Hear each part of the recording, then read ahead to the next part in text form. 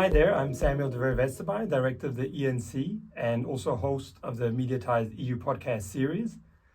Today's discussion is part of a series of podcasts which is essentially dedicated to the EU-funded MEDIATIZED EU project, which studies how the media discourses are constructed to foster or hamper the European project and how they resonate among the public by focusing on the elite media public triangle, which Lika here knows a lot about. Today's recording will help our audience, meaning both policymakers, experts, journalists, and the general public, to understand the project's research components, such as media analysis and also elite interview analysis of each of the target country which our research project is focusing on.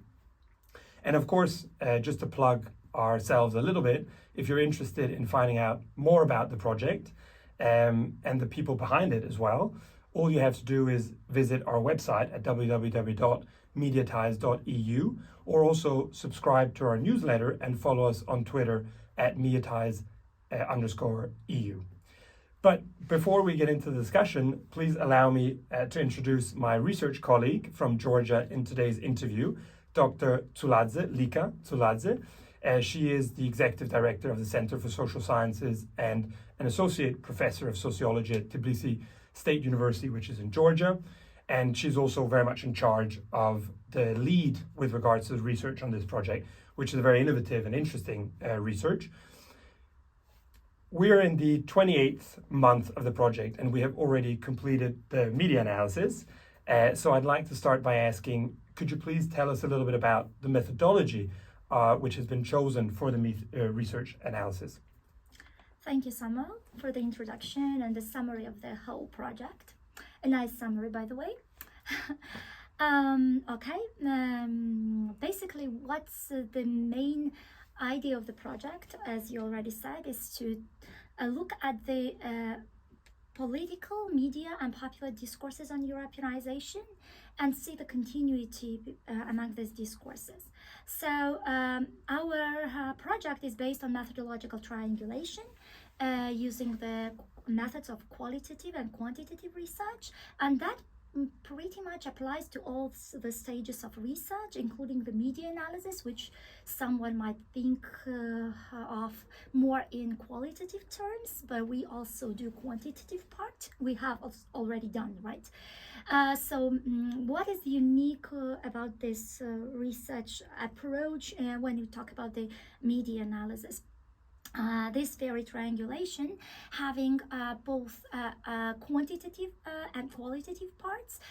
When I say quantitative, I mean quantitative content analysis. When I say qualitative part, it implies qualitative content analysis and especially discourse analysis with a particular emphasis on critical discourse analysis.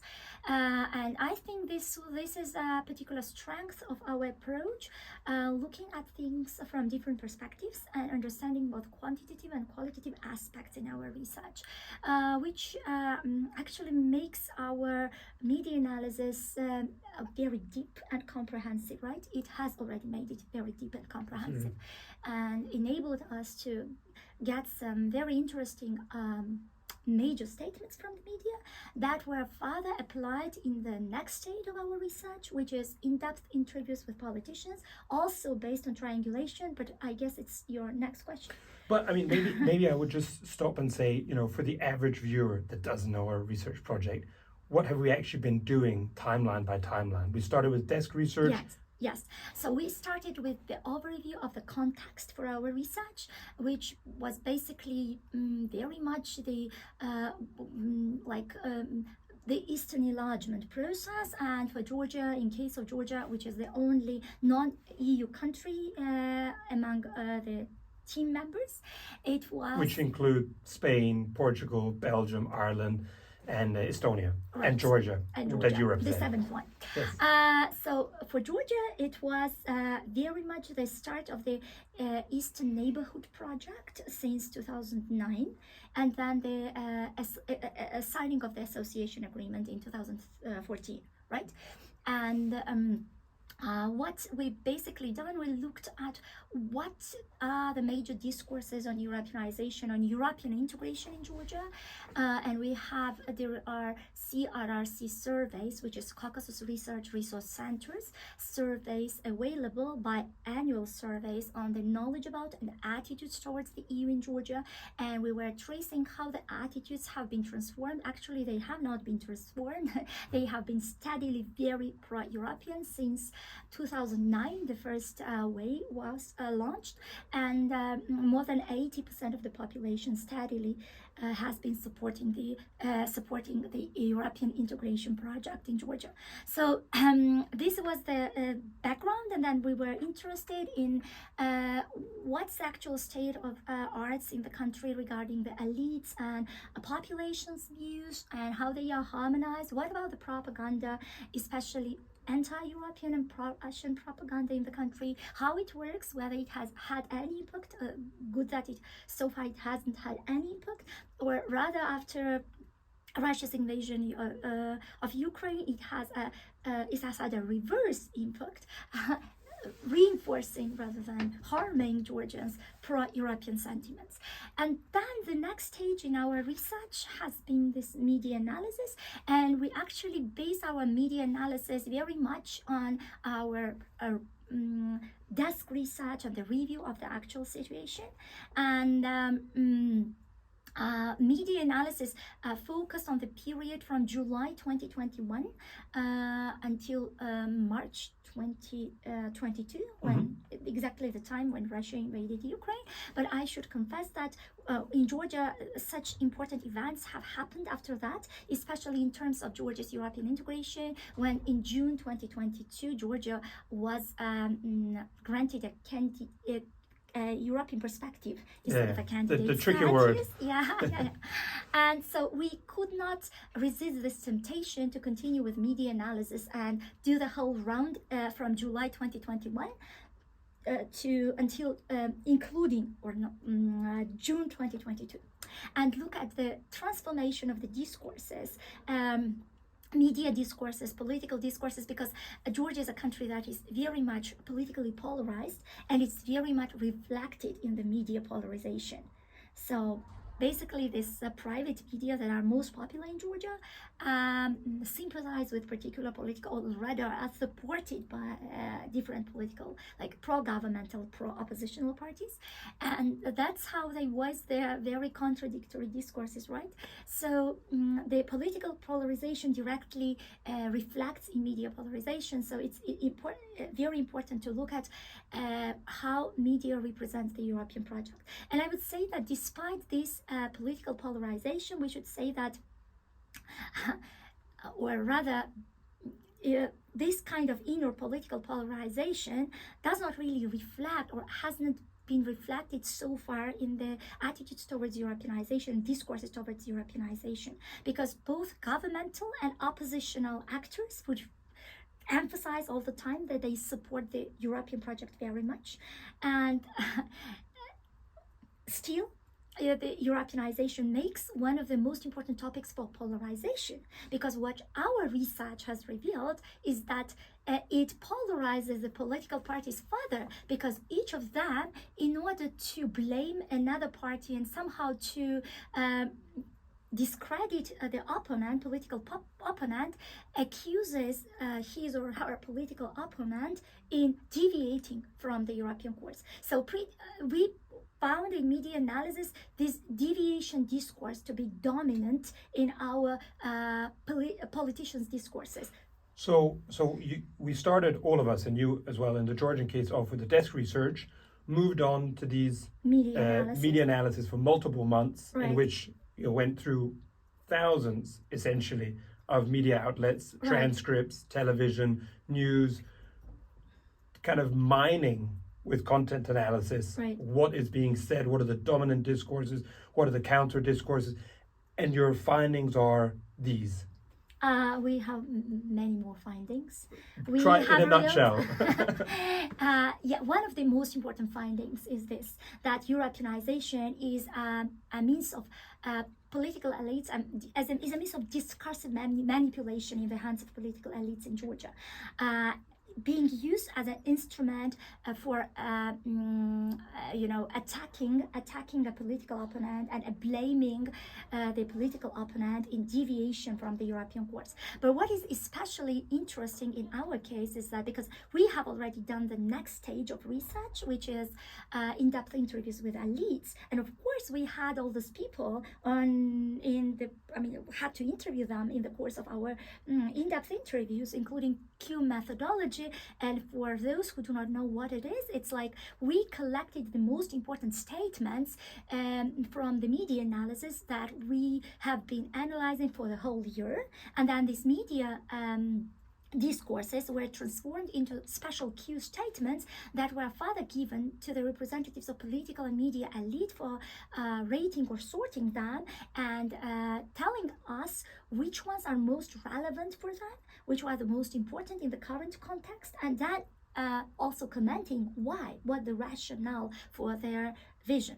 And so that's the third phase. That's the third after phase. mining all the media outlets. I try to show the continuity. 100%, yes. And so what was one of the most important findings, because I touched upon the topic of polarization and saying that during the whole analyzed period in the course of media analysis, the pro-governmental media outlets were shouting, screaming, the opposition deviates from the European course. The oppositional media outlets were screaming, the government deviates from the European course. Actually, the European Union actors were also accusing the government of the deviation from the European course, especially when the government withdrew from Charles Michel's agreement in July 2021. And then we had very problematic self-government elections in October 2021.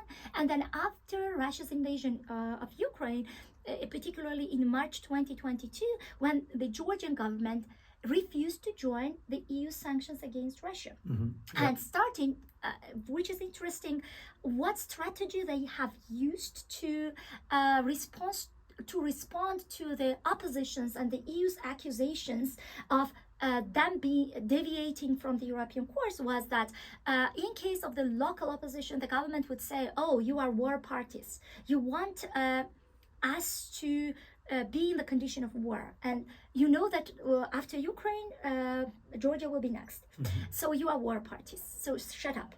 And the same accusation went to the European Union, because in March 2022, it was still, Georgia has a very bad experience with Russia. We do not want to have another war, especially since no one protected and supported us back in 2008. Yes. And we have a very painful experience.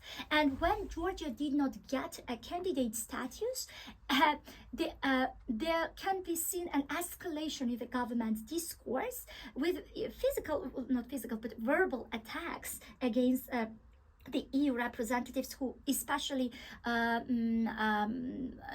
actively criticized the Georgian government. It was like the government's response was, we are punished, like with these words, we are punished and not given the candidate status because we are not in war.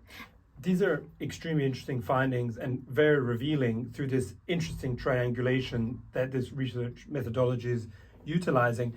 But moving on to the third stage, which is, of course, the interviews.